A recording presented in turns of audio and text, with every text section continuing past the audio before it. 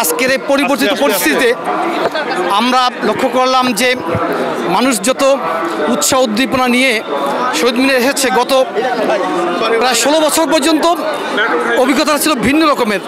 যাই হোক, আমার আজকে শহীদ দিবস উপলক্ষে এবং আন্তর্জাতিক মাতৃভাষা দিবস উপলক্ষে প্রত্যাশা হচ্ছে যে বাংলা ভাষার প্রায়োগিক সৌন্দর্য বৃদ্ধি পাক। বিশেষ করে গত 16 বছর আমরা বাংলা ভাষার বক্তব্য শুনেছি, সেখানে আমরা বক্তব্যতে অশ্লীলতা শুনেছি, দাম্ভিকতার ব্যবহার করতে শুনেছি এবং পরমত সহিষ্ণুতার বিপরীতে আমরা এই প্রতিহিংসামূলক বক্তব্য শুনেছি।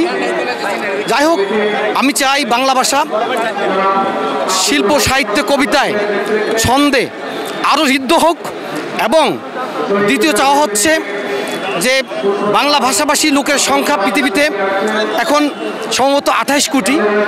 এটা সোয়াপ ল্যাঙ্গুয়েজের 2022 সালের প্রতিবেদনে এরকমই একটা নিউজ আমরা দেখেছি। আমরা আশা করি এবং প্রত্যাশা করি বাংলা ভাষাভাষী লোকের সংখ্যা পৃথিবীতে আরও বৃদ্ধি পাক এবং আজকে যে 7ম অবস্থান রয়েছে বাংলা ভাষার, সেটা আরও প্রথম দিকে চলে আসুক। সবাইকে ধন্যবাদ।